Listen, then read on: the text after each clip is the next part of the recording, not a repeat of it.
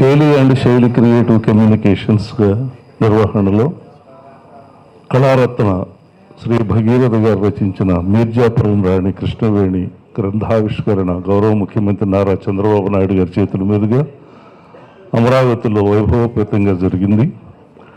ఆ పుస్తకం మీద సమీక్షకి కార్యక్రమానికి ఈరోజు ఇక్కడ ఆహుతులైన పెద్దలందరినీ ఒకసారి మహానటి కృష్ణవేణి గారి చిత్రపటానికి నివాళులు అర్పించి ఆ తర్వాత వేదిక మీదకి పిలుస్తాను. ధన్యవాదాలు.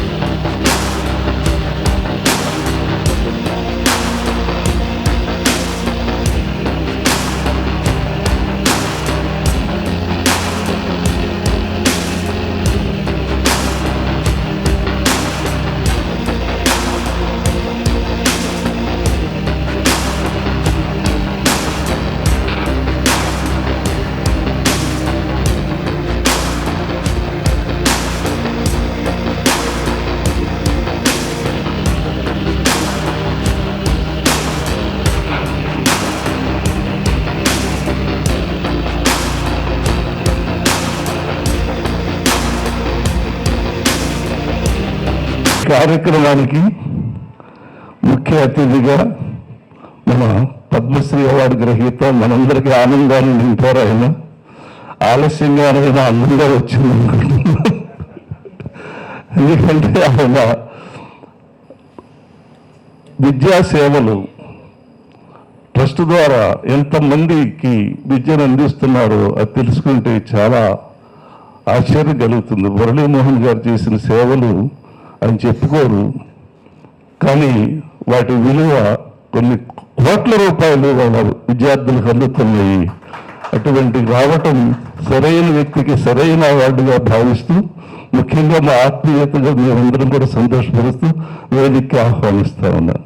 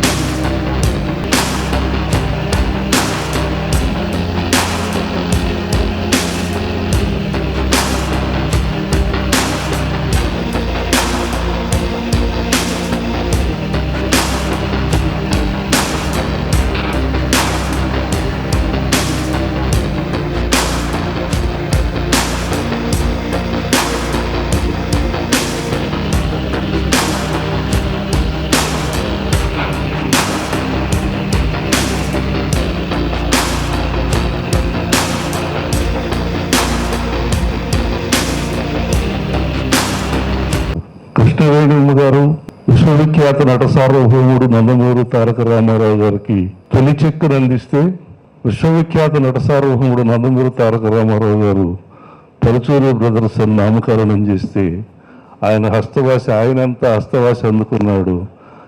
రామారావు గారి హస్తవాసి కూడా అంతే గొప్పదని చెప్పేసి రుజువు చేశారు పరుచూరి బ్రదర్స్. ఓం ప్రకాష్ గారిని వచ్చి 2 నిమిషాలు మాట్లాడవలసిందిగా కోరుతున్నాను. నమస్కారం. ఈ పుస్తకం గురించి నేను ఇప్పుడే మాట్లాడను, ఎందుకంటే మీ అందరి చేతిలోకి ఈ పుస్తకం వచ్చి ఉండొచ్చు, లేకపోతే ఈరోజు వస్తుంది కాబట్టి. నా కళ్ళు చూస్తే కాస్త ఎర్రగా ఉంటాయి, వేరే ఏం కారణం లేదు. ఈ పుస్తకం రాత్రి చదివేసరికి 1:30 అయ్యింది. ఎందుకంటే నిన్న ఉదయం నేను ఈ పుస్తకాన్ని ఓపెన్ చేశాను, ముందు మాటలు చదివాను, తర్వాత ఆఫీస్కి వెళ్ళి హడావుల్లో వెళ్ళిపోయాను. రాత్రి భోజనం చేసి 8:30-9 పుస్తకం పట్టుకుంటే ఏకబిగిన ఈ మధ్యకాలంలో నేను చదివిన ఇలా అంటే దాదాపు ఫోటోలు తీసేస్తే 426 పేజీలు ఉంది ఈ పుస్తకం. ఇలాంటి పుస్తకాన్ని ఏకబిగిన చదివించడం అనేది భగీరథ గారి గొప్పతనం. ఈ పుస్తకం చదువుతున్నప్పుడు నాకు అనిపించిన 2 మాటలు మాత్రం మీతో పంచుకుంటాను. అంటే ఒక తెలుగు సినిమా జర్నలిస్టుగా నేను అదృష్టంగా భావించేది ఏంటంటే హెచ్ఎం రెడ్డి గారిని నేను చూడలేకపోయాను. కానీ ఆయన తీసిన భక్త ప్రహ్లాద సినిమాలో నటుడుగా అంటే బాల నటుడుగా భక్త ప్రహ్లాద పాత్ర పోషించిన కృష్ణారావు గారిని మేము కలిసి ఆస్కారం కలిగింది. చాలా ఆనందపడ్డాం. అలాగే రామారావు గారిని సినిమా జర్నలిస్టుగా నేను ఎప్పుడు ఇంటర్వ్యూ చేయలేదు, కానీ రామారావు గారిని సినిమా రంగానికి పరిచయం చేసిన కృష్ణవేణి అమ్మగారిని కలిసి ఆవిడతో 2-3 సందర్భాల్లో ఛానల్కి కావచ్చు లేకపోతే పేపర్కి కావచ్చు ఇంటర్వ్యూ చేసే అవకాశం నాకు కలిగింది. నాకు అనిపించింది ఏంటంటే ఇందాక మేడం చెప్పినట్టుగానే స్త్రీలకి ఇవ్వాల్సినంత గౌరవం సినిమా రంగంలో ఇవ్వట్లేదేమో అనిపించింది ఈ పుస్తకం చదివిన తర్వాత. ఎందుకంటే కృష్ణారావు గారు కానీ ఇంటూరి కృష్ణారావు గారు రఘుపతి వెంకయ్య గారి శ్రమని గుర్తించి జనంలోకి తీసుకొచ్చి, ఆయన జర్నలిస్టే, తీసుకొచ్చి రఘుపతి వెంకయ్య అవార్డు ప్రభుత్వం ఏర్పాటు చేసేగా ఆయన కృషి చేశారు. అలా రఘుపతి వెంకయ్య అవార్డుని గవర్నమెంట్ వచ్చింది, ఇప్పుడు కూడా ఇస్తోంది, కూడా తెలంగాణ గవర్నమెంట్ కూడా ఇస్తోంది. అలాగే రఘుపతి వెంకయ్య లాంటి అవార్డు కృష్ణవేణమ్మ గారి పేరుతో ఎందుకు ఇవ్వకూడదు అని ఈ పుస్తకం చదివిన తర్వాత నాకు అనిపించింది. ఎందుకంటే మహానటుడు రామారావు గారిని, ఘంటసాల గారిని, అలాగే ఎంతోమందిని ఈ తెలుగు తెరకి పరిచయం చేసినటువంటి గొప్ప వ్యక్తి ఆవిడ. ఇంకొక బాధ కలిగింది ఏంటంటే ఈ పుస్తకం చదువుతుండగా రఘుపతి వెంకయ్యనాయుడు అవార్డు 1980లో పెట్టారు. ఆ అవార్డు ఫస్ట్ అందుకున్నది ఎల్వి ప్రసాద్ గారు. చాలా గొప్ప డైరెక్టర్, లెజెండరీ పర్సన్, అందులో ఎలాంటి సందేహం లేదు. కానీ ఎల్వి ప్రసాద్ గారితో మన దేశం లాంటి సినిమా తీసిన కృష్ణవేణి అమ్మ గారికి 2004లో అంటే అవార్డు పెట్టిన దాదాపు 25 సంవత్సరాల తర్వాత వచ్చింది. అది ఎంత దారుణమైన విషయం అంటే ఎంతమంది అంటే ఇంటూరి వెంకటేశ్వరరావు కూడా ఆవిడకంటే ముందు ఇచ్చారు అవార్డు. అంటే ఈ రోజున అవార్డులు సరైన వాళ్ళకి అందుతున్నాయా లేకపోతే సరైన వాళ్ళకి అందడం లేదు కదా అనేటువంటి బాధ కూడా ఈ పుస్తకం చదివితే నాకు కలిగింది. ఈ పుస్తకాన్ని మీరు అందరూ తప్పనిసరిగా చదవాలి. అంటే భగీరథ గారి గురించి ఇక్కడ ఒక చిన్న మాట చెప్తా. అప్పట్లో ఇంటూరి వెంకటేశ్వరరావు గారు ఎలాగైతే రఘుపతి వెంకయ్యనాయుడు గురించి, ఆయన గొప్పతనాన్ని గురించి సమాజానికి తెలియజేశారో, అలాగే కృష్ణవేణమ్మ గారి గురించి ఈ తరానికి తెలియజేయడానికి ఇంత చక్కటి పుస్తకాన్ని రాసిన భగీరథ గారిని అభినందిస్తున్నాను. ఆయనతో కలిసి పనిచేస్తున్నందుకు, ఇప్పటిదాకా పనిచేసినందుకు సంతోషిస్తున్నాను. ధన్యవాదాలు. తన సొంత సొమ్ముతో ప్రతి నెల కొన్ని లక్షల రూపాయలని వితరణ చేస్తున్నటువంటి వితరణశీలి ఆత్మీయులు శ్రీ సారిపల్లి కొండలరావు గారిని సవినయంగా వేదిక మీదకి రమ్మని కోరుతా ఉన్నాను. నవలని కృష్ణదేవరాయ విశ్వవిద్యాలయంలో పాఠ్యాంశంగా చేసినటువంటి మా దేవన్న గారిని, ప్రొఫెసర్ దేవన్న గారిని తమ సందేశాన్ని ఇమ్మని కోరుతా ఉన్నాను. వేదిక మీద ఉన్నటువంటి పెద్దలు, పూజనీయులు అనురాధమ్మ గారికి ముఖ్యంగా, ఎందుకంటే ఈ పుస్తకం వెలువడడానికి ప్రధాన కారకురాలు అనురాధమ్మ గారు, కృష్ణవేణమ్మ గారి ముద్దుల కూతురు. ఆమె ప్రోత్సాహం వల్లే, ప్రోద్బలం వల్లే ఈ మిర్చాపురం రాణి కృష్ణవేణి అనేటువంటి పుస్తకం వెలుగు చూడడం జరిగింది. ముఖ్యంగా ఆమెకు నమస్కరిస్తూ ఉన్నాను. అదేవిధంగా మాటల మాంత్రికుడు, తెలుగు సినిమా ప్రపంచాన్ని ఉర్రూ తొలగించినటువంటి మేటి రచయిత పరచూరి గోపాలకృష్ణ గారు కూడా ఈరోజు వేదిక మీద ఉన్నారు. వారికి కూడా నేను నమస్కరిస్తూ ఉన్నాను. అదేవిధంగా విజయలక్ష్మి పండిట్ మేడము, నా మిత్రుడు బిక్కి కృష్ణ గారు, ఇతర పెద్దలు, ముఖ్యంగా వ్యాఖ్యాతగా వ్యవహరిస్తున్నటువంటి నాటక అకాడమీ చైర్మన్ గుమ్మడి గోపాలకృష్ణ గారు, వీరందరికీ ఒక్కసారి నమస్కరిస్తూ సభికులందరికీ కూడా ఆహ్వానం పలుకుతూ నా 4 మాటలు చెప్పదలుచుకున్నాను.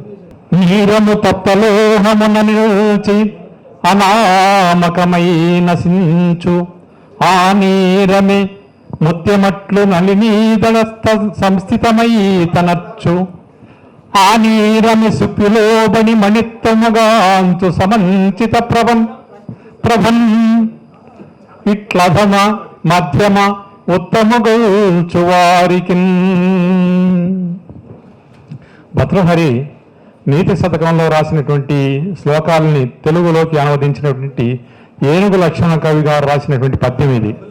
ఇది కృష్ణవేణమ్మ గారి జీవితానికి బాగా అన్వయించేటువంటి పద్యం. ఒక నీటి బిందువు బాగా వేడెక్కినటువంటి లోహం పైన పడితే అది వెంటనే అదృశ్యమైపోతుంది, కనిపించకుండా పోతుంది. అదేవిధంగా అదే నీటి బిందువు ఒక తామరాకు పైన పడితే ముత్యంలాగా అట్లాగే స్థిరంగా ఉంటుంది. అదే నీటి బిందువు ముత్యపు చిప్పలో పడితే విలువైనటువంటి ముత్యం అవుతుంది. కృష్ణవేణమ్మ గారి జీవితం కూడా అట్లాగే. కృష్ణవేణమ్మ గారు ఒక నీటి బిందువు అయితే మిర్జాపురం రాజా వెంకటప్ప బహదూర్ గారు ముత్తపు చిప్ప అనుకోవాలి. ఆ ముత్తపు చిప్పలో పడ్డం వల్లే ఆమె జీవితం సార్థకమైంది. ఎన్నో ఆమె అద్భుతమైనటువంటి వాటిని సాధించడం కూడా జరిగింది. ఆయన సత్యమణి అయిన తర్వాత ఆ భాగ్యం ఆమెకు దక్కింది. పోతే కృష్ణవేణమ్మ గారిది చాలా అష్ట కష్టాలతో గడిచినటువంటి జీవితం.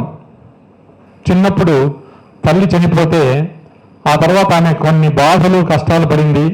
ఆ తర్వాత వాళ్ళ చిన్నాన్న ఇంట్లో ఆమె పెరగడం, అక్కడే ఆమె నాటక రంగంలో ప్రవేశించడం, ఆ రాజమండ్రిలో ఉన్నప్పుడే నాటక రంగంలో ప్రవేశించడం, నాటకాల్లో బాగా చేస్తూ ఉండగానే చిత్తజల్లు పుల్లయ్య గారి దర్శకత్వంలో వచ్చినటువంటి సతీ అనసూయ సినిమా, అంత బాలల సినిమా అది.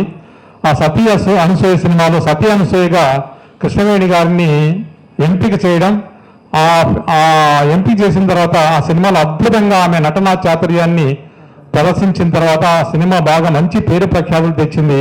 అప్పటి నుంచి కూడా చిత్తజల్లు పుల్లయ్య గారంటే ఆమెకు విపరీతమైనటువంటి ప్రేమ, అభిమానం, గౌరవం. వారిద్దరిది తండ్రి కూతుళ్ళ అనుబంధం. పేరు బంధం కాకపోయినా వాళ్ళిద్దరిది ప్రేమ బంధం.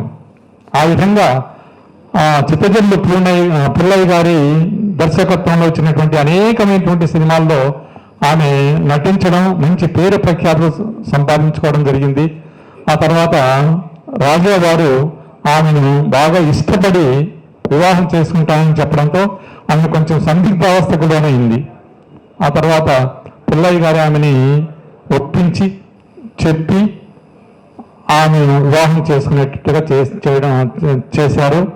ఆ వివాహం అయిన తర్వాత ఆమె మహారాణి స్థానాన్ని పొందింది.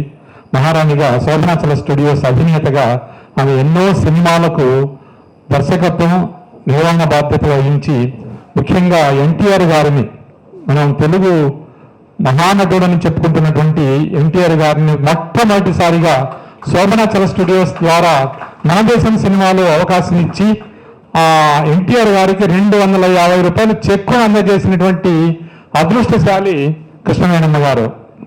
ఇలాగా ఘంటసాల వారిని, ఘంటసాల వెంకటేశ్వరరావు గారిని, ఇంకా ఎంతో మందిని, అంజలీదేవి గారిని, ఇట్లా సుప్రసిద్ధమైనటువంటి తెలుగు నటీనటుల్ని ఎంతో మందిని తన స్టూడియో ద్వారా, తన నిర్మాణం ద్వారా సినిమాల్లో అవకాశాలు కల్పించి వారిని తెలుగు పరిచయం చేసినటువంటి కీర్తి కూడా కృష్ణవేణమ్మ గారికి దక్కుతుంది.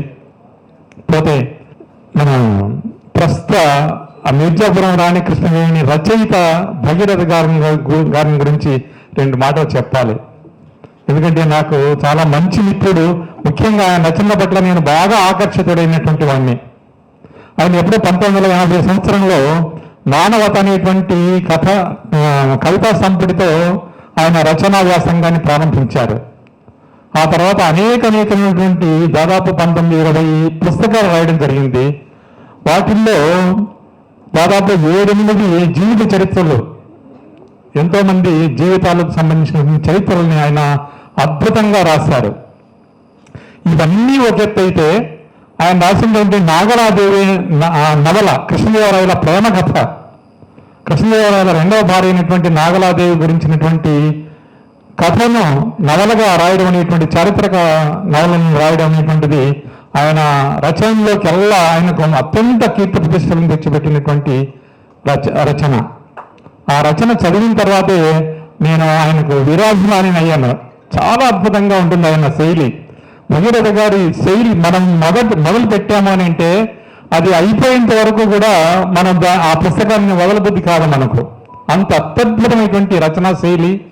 తర్వాత ఒక ఎపిసోడ్ చూస్తున్నట్టుగా ఉంటుంది ఆయన పుస్తకం చదువుతూ ఉంటే.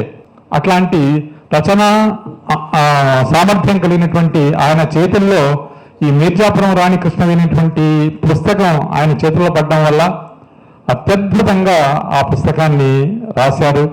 మొదటి నుంచి చివరి దాకా కూడా నేను ఆ పుస్తకాన్ని చదివాను. ఎన్నో విషయాలు చారిత్రక, రాజకీయ, సామాజిక, తర్వాత సినీ రంగానికి సంబంధించినటువంటి అనేక విషయాల్ని ఆయన అందులో పొందుపరిచాడు. ఎక్కడెక్కడో పరిశోధించి, ఎన్నెన్నో శాసనాలు చూసి, ఎన్నెన్నో చోట్ల తిరిగి విషయాలు తెలుసుకొని ఎవ్వరికీ సాధ్యం కానటువంటి రీతిలో ఆ పుస్తకాన్ని ఆయన కష్టపడి సంవత్సరంలోగా, బహుశా నేను అనుకోవడం లాస్ట్ ఇయర్ ఫిబ్రవరిలోనే మొదలుపెట్టాడు. కృష్ణవేణమ్మ గారు చనిపోయింది కూడా ఫిబ్రవరి 16వ తేదీ, నాకు బాగా గుర్తుంది. మా బళ్ళారికి సార్ గారిని, నాగలాదేవి నవల విడుదలకు భగీరథ గారిని అక్కడికి పిలిపించాను.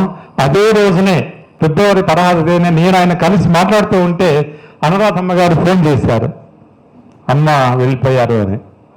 ఆయన చాలా బాధాతత్వంతో ఆ రోజు రాత్రంతా కూర్చొని ఆమె గురించినటువంటి వ్యాసం రాశాడు పత్రికలకొని. ఆ రోజు ఆయన నేను కలిసే ఉన్నాం. ఆ విధంగా సంవత్సరం కాకముందే ఆ పుస్తకాన్ని ప్రారంభించి సంవత్సరంలోగా అత్యద్భుతమైనటువంటి రీతిలో ఆ పుస్తకాన్ని ముగించడం అనేటువంటిది కూడా చాలా కృషితో కూడినటువంటి పని. అది కేవలం భగీరథ గారికే సాధ్యమైంది. ఆ భగీరథుడు గంగను ఆకాశం నుంచి భూలోకానికి ఎట్లా తీసుకొచ్చాడో అట్లాగే ఈ కృష్ణవేణి గారి జీవితం కూడా ఎందరికో పరిచయం చేసేటువంటి అదృష్టం భగీరథ గారికి కలిగింది. చాలా మంచి రచన, అందరూ కూడా బాగా చదవండి. అది చాలా విషయాలు అందులో ఆయన పొందుపరిచారు. భగీరథ గారిని నేను ప్రశంసిస్తూ, అభినందనలు తెలుపుతూ, ఇంకా ముందు ముందు ఆయన నుంచి ఎన్నో రచనలు రావాలని, పాఠకులకు ఎన్నో విషయాలు తెలియబరుస్తారని ఆశిస్తూ, ముఖ్యంగా నాగలదేవి నవల మా బళ్ళారి విశ్వవిద్యాలయంలో కూడా నేను పాఠ్యాంశంగా పెట్టాను డిగ్రీ పిల్లలకి. ఇప్పుడు ప్రస్తుతం ఆ నాగలదేవి నవల పాఠ్యాంశంగా ఉంది డిగ్రీ పిల్లలకి. అంతటి మహత్తరమైనటువంటి నవల ఆ నాగలాదేవి నవల. ఈ రెండు కూడా ఎవ్వరూ వదలకుండా తప్పకుండా చదవండి. ఆయన రచన ఏమిటో, ఆయన శైలి ఏమిటో, ఆయన ఎంత అత్యద్భుతంగా రాస్తారో, ఎన్ని విషయాలను ఆయన టచ్ చేస్తారనేటువంటి విషయాలన్నీ కూడా మనకు తెలుస్తాయి. కాబట్టి ఆయన్ని మరొక్కసారి నేను భగీరథ గారిని అభినందిస్తూ నాకు ఇచ్చినటువంటి ఈ అవకాశాన్ని ఈ 4 మాటల ద్వారా ముగిస్తున్నాను. నమస్తే. గ్రేట్ రైటర్ మా పరుచూరు గోపాలకృష్ణ గారు, వేదిక మీద ఉన్న పెద్దలు అందరికీ నమస్కారం. కృష్ణవేణమ్మ గారు కోటలో మహారాణి, కారణ జన్మరాలు. ఆ రోజుల్లోనే ఆమె సింగరు, నటీమణి, ప్రొడ్యూసరు. మహానుభావుడు ఎన్టీ రామారావు గారు ఆయన్ని ఇండస్ట్రీకి పరిచయం చేసిన కారణ జన్మరాలు కృష్ణవేణమ్మ గారు. కృష్ణవేణమ్మ గారు చాలా అందగత్త, చాలా గ్రేట్. ఆమె గురించి ఇప్పుడు మాట్లాడుకోవటం మన అదృష్టం. అలాగే వాళ్ళ అమ్మాయి, ముద్దుల కూతురు మా అనురాధ గారు ఎంత అదృష్టవంతురాలో, ఆమె కడుపును పెట్టింది. నాకు చాలా ఇష్టం అనురాధ గారు అన్న వాళ్ళ హస్బెండ్. ఆయన చెన్నైలో ఉన్నప్పుడు కోటకి వెంకటేశ్వరరావు గారితో కలిపి మా కృష్ణవేణమ్మ గారు అనురాధ గారి ఇంటికి వెళ్ళేవాళ్ళం. బ్రహ్మాండమైన భోజనం పెట్టేవాళ్ళు. మంచి హోస్ట్ అనురాధ గారు. అలాగే మా భగీరథ గారు నాకు బాగా ఇష్టం. చాలా జీనియస్, మహానుభావుడు. ఎన్టీ రామారావు గారి జీవిత చరిత్ర రాశారు. అలాగే కృష్ణవేణమ్మ గారి జీవిత చరిత్ర రాశారు. నాగలదేవి నవల నాకు బాగా ఇష్టమైన నవల. ఇప్పుడే ప్రొఫెసర్ గారు చెప్పారు, ఒక నవల్ని ఒక యూనివర్సిటీలో పాఠ్యాంశంగా పెట్టడం అనేది చాలా గొప్ప అరుదైన విషయం. అది మా భగీరథ గారికి దక్కింది. ఇంకా చాలా మంచి మంచి నవళ్ళు మా భగీరథ గారి నుంచి రావాలని మనస్ఫూర్తిగా కోరుకుంటున్నాను. జెంటిల్మెన్ మా భగీరథ గారు, గ్రేట్ జర్నలిస్ట్. నాకు అవకాశం ఇచ్చినందుకు థ్యాంక్ యూ వెరీ మచ్. కృష్ణవేణమ్మకి పాదాభివందనం.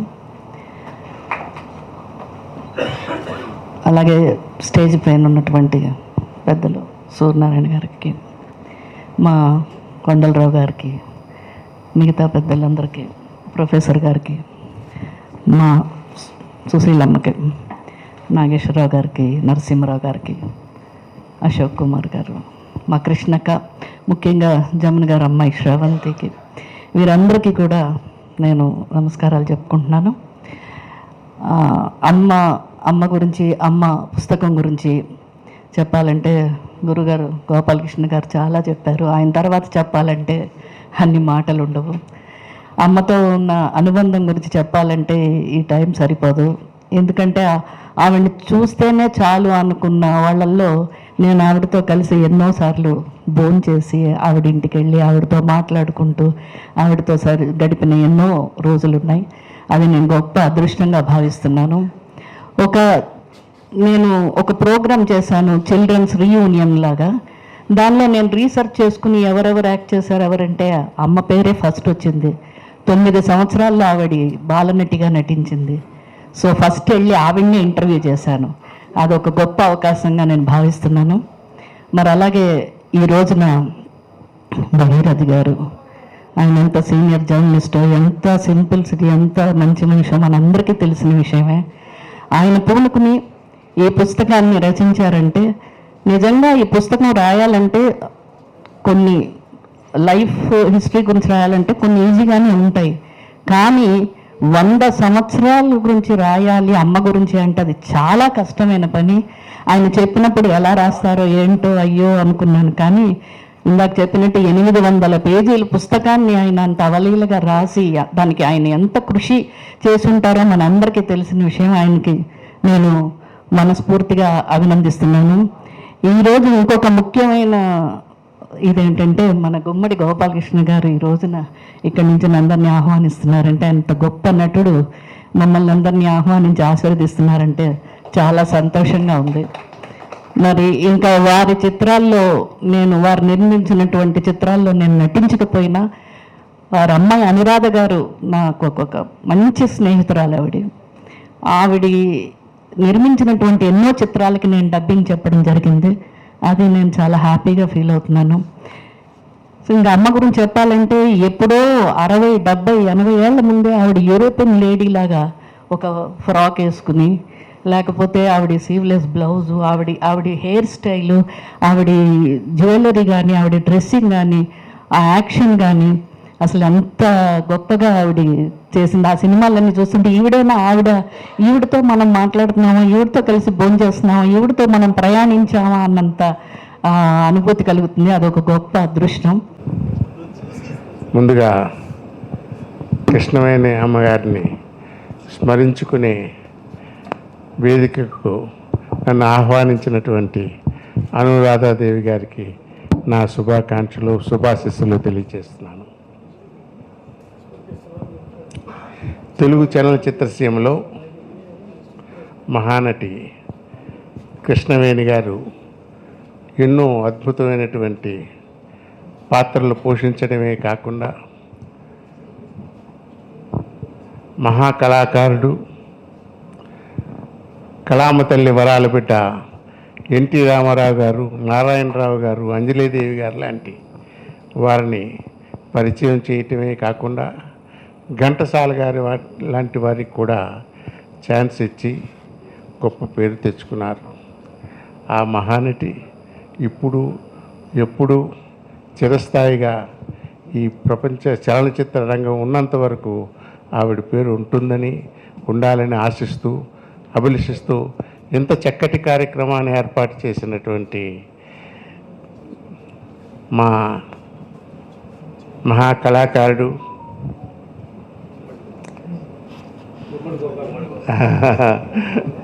నా సొంత మనిషి కాబట్టి 85 సంవత్సరాలు మర్చిపోతుంటాడు, చిన్నవి జ్ఞాపకం రాదు. అలాగే మిత్రులు భగీరథి గారికి నా శుభాకాంక్షలు, శుభాశీస్సులు తెలియజేస్తూ సెలవు. నమస్కారం. Thank you sir. నమస్కారం అండి. సామాన్యంగా కొంచెం పేరు అది సంపాదించుకునే వాళ్ళని చివరిలో మాట్లాడిస్తే బాగుంటుందని వాళ్ళు ఆలోచిస్తూ ఉంటారు. కానీ మేము గమనిస్తూ ఉంటామండి, కరెక్ట్గా 10 నిమిషాల దాకా 1 గంట నుంచి వాచీలు చూడటం మొదలెడతారు. 1 గంట తర్వాత వాసన చూడటం మొదలెడతారు. అక్కడి నుంచి అటు వెళ్ళిపోతూ ఉండదు దృష్టి. కాబట్టి మనం ఏం మాట్లాడుతున్నాం అనే దాని మీద కంటే పద్ధతిగా, ముఖ్యంగా ఎక్కువ సినిమా వాళ్ళు ఉండి ఉంటారు ఇక్కడ. సినిమా వాళ్ళ జీవితమే మనకు తెలుసు కదండి. పొద్దున 6 మొదలెడితే సాయంత్రం 6, 9, 2 గంటల కాల్ షీట్ దాకా కూడా పనిచేసిన మేము అందరం కూడా. ఎలా పరుగులు తీసేవాళ్ళమో, ఎన్నింటికి లేచేవాళ్ళమో, ఎలా వెళ్ళేవాళ్ళమో ఆ జ్ఞాపకాలన్నీ కూడా వస్తూ ఉంటాయండి. అయితే ప్రస్తుతం మా కృష్ణవేణమ్మ, ఆవిడ గురించి మాకు ఎందుకంటేనంటే గౌరవం, ముందు అసలు కీలుగుర్రం రామారావుని ఎక్కించాలని చూసింది ఆవిడ, కుదరలే. అది నాగేశ్వరరావు ఎక్కేశాడు కీలుగుర్రం. అందుకని రామారావు మీరు కీలుగుర్రం ఎక్కితే నేను అసలు గుర్రం ఎక్కుతాను, మీ తర్వాత గుర్రం ఎక్కాడు. జానపద మహారాజు కాంతరావులాగా ఆయన కూడా గొప్ప ఇదైపోయాడండి. అంటే ఒక్కొక్కసారి అండి చిన్న ఒక్కొక్క అంశం వాళ్ళ జీవితాల్లోకి వెళ్తుందండి. చూడండి, రామారావు గారి జీవితంలో ఆయన కీలుగుర్రం నటిస్తే ఏమైనా మనకు తెలియదు. మన దేశం అనే సినిమా యాక్ట్ చేశారు. ఏముందండి విచిత్రం, ఇందులో మన దేశమే కదా అన్నారు. కానీ నా దేశంతో ఆపాడు ఆయన వచ్చి అక్కడ. నా దేశం సినిమా అక్కడితో ఆపాడా, ఇది నా తెలుగుదేశం అని తెలుగుదేశంలోకి వెళ్ళి ముఖ్యమంత్రి అయ్యాడు ఆయన. అంటే ఆ దేశ శబ్దం ఆయన జీవితంలో ఎలా వెళ్ళిందో ఒక్కసారి అర్థం చేసుకోండి. మన దేశం, నా దేశం, తెలుగుదేశం. మనం త్రిలింగ దేశం మనది అని పాడుకుంటూ ఉంటామండి. కానీ దాన్ని ఒక రాజకీయ పార్టీకి పేరుగా పెట్టవచ్చు అనేటువంటి అది ఒక అద్భుతమైన ఆలోచన. అలా కృష్ణవేణమ్మ గారిది మరి వీళ్ళు ఏ సినిమాకు పిలిచారో నాకు గుర్తులేదు, కానీ కె విశ్వనాథ్ గారితో ఒక సినిమా కోసం పిలిచారు. కూర్చున్నాం కొన్నాళ్ళు మేము, విశ్వనాథ్ గారు. ఆయన నవ్వేశాడు మమ్మల్ని చూసి. మీది ఇలా వెళ్తుంది, నా భావన ఇలా వెళ్తుంది, మన కుదరలేండి అన్నాడు. ఆగిపోయాం. లేకపోతే మీ సంస్థలో సినిమా చేసి ఉంటే వాళ్ళమేమో మేము, విశ్వనాథ్ గారు అంగీకరించి ఉంటే. ఆ తర్వాత సంగీతం గారు కూడా ఒకసారి ప్రయత్నించి నేనే చెప్పా, ఆ రూట్లు వేరులేండి, ఆ రూట్లు వేరు, మన రూట్లు వేరండి. చూడండి, వాళ్ళు తీసిన చిత్రాలన్నీ కూడా చూస్తే చాలా పద్ధతిగా తీసిన సినిమాలేనండి. ఆవిడ నటించడం కూడా 12 సంవత్సరాల వయసులో బాలనటిగా ప్రారంభమై మిర్జాపురం వారు ఎర్రంశెట్టి వారల్లా మిర్జాపురం అయ్యారండి. కానీ ఆవిడ అది పెట్టుకోకుండా చిత్తజల్లుని పెట్టుకున్నారు. తనకు అవకాశం ఇచ్చిన మహానుభావుడి ఇంటి పేరుకి ఒక విలువనిచ్చారు ఆవిడ. చూడండి ఎంతమందికి ఉంటుంది అది. ఇప్పుడు మాకు కూడా నా పేరు గోపాలకృష్ణ, అనే పేరు వెంకటేశ్వరరావు. చాలామంది వెంకటేశ్వరరావు అని పిలుస్తూ ఉంటారు నన్ను, ఆయన గోపాలకృష్ణ అని పిలుస్తూ ఉంటారు. ఎందుకు? రామారావు చేసిన పని అండి. పరుచూరి బ్రదర్స్ అన్నాడు. ఆ బ్రదర్లో ఎవడే బ్రదరో ఎవరికి తెలియకుండా పోయింది. 300 సినిమాలు బ్రదర్సే. సో అట్లా ఆ పేరు చిత్తజల్లుని ఆవిడ తెచ్చుకోవటం అనేది నిజంగా నమస్కారం అమ్మ. ఆవిడ సంస్కారం, అందుకే వారికి నమస్కారం. అలా ఈ పుస్తకం భగీరథ రాసినటువంటి పుస్తకం చూస్తుంటేనే నాకు అది తెలిసింది. ముందు కీలుగుర్రం రామారావుని అనుకున్నారనేది, లేకపోతే నాకు అసలు తెలిసి ఉండేది కాదు. అందులో ఒక లైన్ చూస్తేనే అంటే ఎంత పరిశోధనాత్మకంగా ఆయన భగీరథ గారు ఈ గ్రంథం రాశాడు. 18 గ్రంథాలు రాశాడు ఆయన. ఈజీగా అప్పుడు నేను తెలుగు విశ్వవిద్యాలయంలో కనుక ఉండుంటే మీకు వెంటనే డాక్టరేట్ కోసం ప్రయత్నం చేసి ఉండేవాడిని. నేను అక్కడ లేను కాబట్టి నాకు తెలిసిన వారితో మాట్లాడతా, వారికి ఆ డాక్టరేట్ వచ్చేట్టు చూడండి. వారు రాసినటువంటి ఎంతో కష్టపడి ఎంతోమంది జీవితాలని వెలికి తీయటం కాదు, వెలికి తీయటం అంటే బయటికి ఆవిష్కరించడం అనేది it's not a joke. Bhagiratha ఒక్కొక్క పేజీ చదువుతుంటే ఇది ఇప్పుడప్పుడే అవుతుందా అని మిస్సెస్, ఇప్పుడప్పుడే అవ్వదు, అవ్వాలని కూడా మళ్ళీ మళ్ళీ చదవాలనిపిస్తుంది. మళ్ళీ చదువుకుంటూ వెళితేనే ఇది మొత్తం గుండెల్లోకి వెళుతుంది అని. ఎందుకంటే కృష్ణవేణమ్మతో ఇదే ఎఫ్ఎన్సీసీలో కూడా 1-2 సార్లు కలిసినట్టుగా నాకు గుర్తొస్తుందమ్మ. ఎదురిల్లే కాబట్టి తీసేసప్పుడు ఎప్పుడో 1 నిమిషం 2 నిమిషాల్లో మీ అమ్మగారితో నేను మాట్లాడాను. డాక్టర్ ఆఫ్ లిటరేచర్ చేసేటప్పుడు సామాజిక దృష్టి, తెలుగు సినిమా కథలో మొట్టమొదటి కథాకథనం శిల్పం డాక్టరేట్ చేసిన అందరితో సంతృప్తి పడలా నేను. Cinema is not only for entertainment, it is for education also అని ప్రూవ్ చేయాలని తెలుగు సినిమా కదా సామాజిక దృష్టి ఏం రాస్తారండి అని ఏం రాశానో ఆ పుస్తకం చూసిన వాళ్ళకి తెలుస్తుందండి. 806 పేజీల దగ్గర ఆపాల్సి వచ్చింది, లేకపోతే 1700-1600 పేజీలు వస్తుంది. నువ్వు తీసి చేస్తానంటున్నావు కాబట్టి నీకు కూడా అర్థం అవ్వాలని చెప్తున్నాను. అలా ప్రతి అంగుళాన్ని, ఎన్ని అంశాలు, ఇటువంటి అంశాలని చలనచిత్రాల ద్వారా మానవుల్ని ప్రేరేపితుల్ని చేసి మానవ సమాజాన్ని కళ్ళు తెరిపించినాయో, అందుకనే సినిమా వాళ్ళందరికీ కూడా పెద్ద చిన్న లేదండి. ఇంత మంచి మాటతో, ఇంత మంచి దృశ్యంతో అలరించిన ప్రతి ఒక్కరికి కూడా ఈ సభాముఖంగా నేను నమస్కరిస్తున్నాను. ఇప్పుడు ఈ గ్రంథం చదివితే ఒక మనిషి ఆవిడ కోరుకుంటే ఆ రోజుల్లో 200 సినిమాల పైన హీరోయిన్గా చేసి ఉండేది. చేయలా, వద్దనుకున్నారు. గీత గీసుకుంది ఆవిడ, తన సరిహద్దులు తనే గీసుకుంది, అక్కడే ఉన్నారు ఆవిడ. లేకపోతే సతీ అనసూయతో ప్రారంభమైన ఆవిడకి ఎక్కడి దాకానో వెళ్ళి ఉండేవారు. పాతాళ భైరవిలో నటించాలి ఆవిడ. నిజానికి మీరు రాసిందే, భాగీరథ గారే రాశాడు అది కూడా. పాతాళ భైరవిలో నటించాలి, కానీ వేరే స్టూడియోకి వచ్చి నేను యాక్ట్ చేయను, శోభనాచల స్టూడియోకి వచ్చి తీస్తేనే అని కండిషన్ పెట్టి ఆవిడ వెళ్ళలేకపోయారు. లేకపోతే రామారావు గారితో నాదేశం ఇచ్చిన ఆవిడ ఆయనతోనే కలిసి నటించి ఉండే అవకాశం వచ్చి ఉండేది మహానుభావురాలకి. అయినా ఆవిడ ఆ గీత చెప్పే కదా, గీత గీసుకునే ఉన్నారు అట్లా అని చెప్పి. అలాంటి సంస్కారంతో ఎంతో అద్భుతంగా ఒక అద్భుతమైన జీవితాన్ని శతమానం భవతు అని ఆశీర్వదిస్తూ ఉంటారండి అందరూ.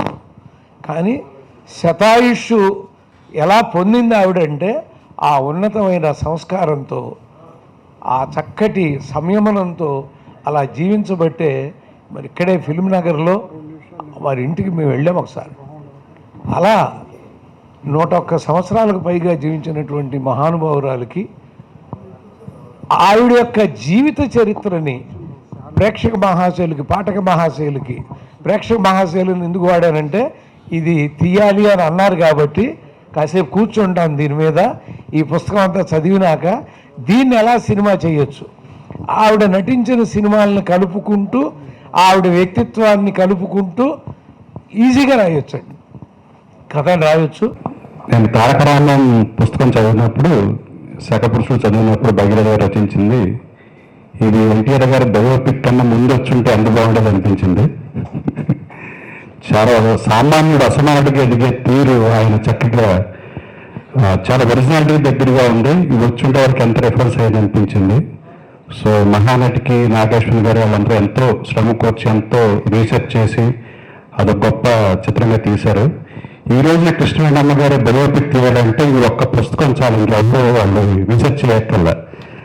ఇది ఒక గొప్ప చిత్రం. ఎందుకంటే 12 ఏళ్ల వయసులో నటనా ప్రస్థానం స్టార్ట్ అయ్యి, తర్వాత హీరోయిన్ అయ్యి, తర్వాత సింగర్ అయ్యి, మిర్జాపూర్ రాజా గారి సతీమణి అయ్యి, రాణి అయ్యి, నిర్మాత అయ్యి, ఎంతోమంది లెజెండరీ యాక్టర్స్ని, టెక్నీషియన్స్ని, సింగర్స్ని, నాకు తెలిసి పీవీఎల్ గారిని కూడా వీరే పరిచయం చేశారు.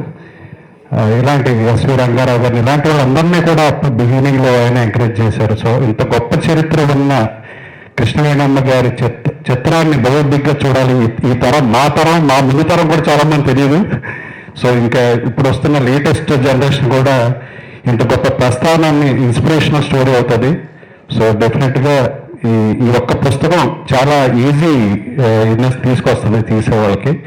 సో అలాగే ఇందాక ఎవరు అన్నారు, సినిమా పరిశ్రమలో ఎవరైతే మహిళలు ఉన్నారో, గొప్ప గొప్ప స్థాయిల్లో ఉన్న వాళ్ళకి మగవారికి వచ్చినన్ని ప్రశంసలు, పురస్కారాలు వాళ్ళకి రాకపోతే నిజంగా జెండర్ డిస్క్రిమినేషన్ని మనం ఓవర్కమ్ చేయాలి. సో ఎవరైతే సెలక్షన్ కమిటీలో ఉంటారో వాళ్ళు డెఫినెట్గా సెన్సిబుల్గా ఉండాలి. ప్రతిసారి చూస్తూ ఉన్నాం, నంది అవార్డ్స్ కమిటీ కానీ ఇంకోసారి కానీ వేరే వేరే విమర్శలు లోనవుతున్నారు. సో డెఫినెట్గా వాళ్ళు ఓపెన్ మైండ్ తోటి ఉండి వెళ్ళే కమిటీ వాళ్ళందరూ కూడా చాలా ఓపెన్ మైండ్ తోటి నిజంగా పురస్కారాలకి అర్హులైన వాళ్ళని అందిస్తే ఎప్పుడు కూడా దానికి గౌరవం పెరుగుతుంది. సో ప్రతిసారి విమర్శలు ఓవర్కమ్ చేస్తూ ఈసారి ఇటువంటి విమర్శలు రాకుండా నిజంగా ప్రతిభావంతులకి సినీ పరిశ్రమకి వాళ్ళు కాంట్రిబ్యూట్ చేసిన దాన్ని డెఫినెట్గా అందరూ జనరేషన్ తెలుసుకునే విధంగా అందరూ బాధ్యతగా వహించాలని, అలాగే భగీరథ గారికి ఒక రిక్వెస్ట్, రఘుపతి వెంకీ సినిమా తీసేటప్పుడు వాళ్ళకి ఎటువంటి మెటీరియల్ దొరకలేదు వాళ్ళకి. అంతకుముందు ఆ సినిమా తీసే ముందు భగీరథ గారి ప్రయత్నంతో రఘుపతి వెంకీ గారి ఒక ఆత్మకథ వచ్చుంటే, ఒక జీవిత చరిత్ర వచ్చుంటే అది కూడా గొప్ప చిత్రంగా వచ్చేదని అనిపిస్తూ ఉంది. సో ఈ సినిమా పరిశ్రమ తెలుగు చిత్ర సంస్కృతికి పితామహుడుగా ఉన్న రఘుపతి వెంకయ్య గారి చరిత్రను కూడా ఆయన వెలికి తీసి ఒక జీవ చరిత్రగా రూపొందిస్తారని కోరుకుంటున్నాను. Thank you sir. అద్భుతం. ఈ కార్యక్రమానికి వచ్చిన మీ అందరికీ ధన్యవాదాలు తెలియజేస్తున్నాను. ఈ పుస్తకం రావడానికి ప్రధాన కారకురాలు అనురాధాదేవి గారు. ఆమె ప్రోత్సాహం లేకపోతే ఈ పుస్తకాన్ని నేను రాశానని కాదు. కృష్ణవేణమ్మ గారు తొలితరం నటి, మహానటి, మహామనిషి. అందుకే ఆయన మిర్జాపురం రాణి అయ్యారు. కాకపోతే ఆయన ఉన్నప్పుడు రాస్తే ఇంకా సంతోషించేవారేమో, అది చేయలేకపోయాము. తర్వాత చాలామంది ఇక్కడ మాట్లాడిన వాళ్ళు నాగలాదేవి గురించి ప్రస్తావించారు. నాగలాదేవి అనే నవల రాయటానికి నాకు 14 సంవత్సరాలు పట్టింది. అంత పరిశోధన చేశాను ఆ నవల్లో. సాధారణంగా కృష్ణదేవరాయల మీద పుస్తకం రాయాలి అనుకుంటారు, కానీ కృష్ణదేవరాయల రెండవ భార్య మీద నాగలాదేవి మీద నవల రాయాలని ఏ రచయిత అనుకోదు. కానీ నాకెందుకో ఒకరోజు నిద్రపోతున్నప్పుడు నాగలాదేవి నాగలాదేవి నాగలాదేవి అనేది వస్తే వెంటనే లేచాను. ఈ నాగలాదేవి ఏంటి, నాకెందుకు గుర్తుకొచ్చిందని అప్పుడు ఆలోచించటం ప్రారంభించిన తర్వాత రాసిన నవల నాగలాదేవి. ఆ నాగలాదేవిని దేవన్న గారు కృష్ణదేవరాయ యూనివర్సిటీలో పాఠ్యాంశాలుగా పెట్టారు. నా సాహిత్య జీవితం మీద సెంట్రల్ యూనివర్సిటీలో పరిశోధన జరుగుతుంది. సాయి సుప్రియ అనే అమ్మాయి పరిశోధన చేస్తుంది. తర్వాత ఈ మిర్జాపురం రాణి కృష్ణవేణి నేను రాయటం మొదలుపెట్టిన రోజునే ఈ నవలను, జీవిత చరిత్రను ముఖ్యమంత్రి చంద్రబాబు నాయుడు గారితో ఆవిష్కరించాలని అనుకున్నాను. ఆ సంకల్పం నెరవేరింది. అయితే ఆ పుస్తకంలో ఏముందో నాకు నేను చెప్పుకునే కంటే ఆ పుస్తకం చదివిన మీలాంటి వారు చెప్పటం బాగుంటుందనే ఉద్దేశంతో ఈ కార్యక్రమాన్ని ఏర్పాటు చేశాము. మీరందరూ వచ్చి ఇంత ఆత్మీయంగా కూర్చోవటం నాకు చాలా చాలా సంతోషంగా ఉంది. ఈ సంతోషమే మరికొన్ని మంచి పుస్తకాలు రాయటానికి దోహదం చేస్తుందని నమ్ముతున్నాను. ఇప్పటి వరకు మీరు ఎంతో ఓపికగా ఉన్నారు. మీ అందరికీ థ్యాంక్ యూ. ముఖ్యంగా ఈ కార్యక్రమం ఉందని చెప్పగానే విజయవాడ నుంచి వచ్చిన నా మిత్రుడు గుమ్మడి గోపాలకృష్ణ గారు ఈ కార్యక్రమ నిర్వహణ తన భుజస్కంధాల మీద వేసుకొని నెరవేర్చినందుకు ముఖ్యంగా గోపాలకృష్ణ గారు మీకు ధన్యవాదాలు చెప్తే చిన్న మాట. Thank you very much.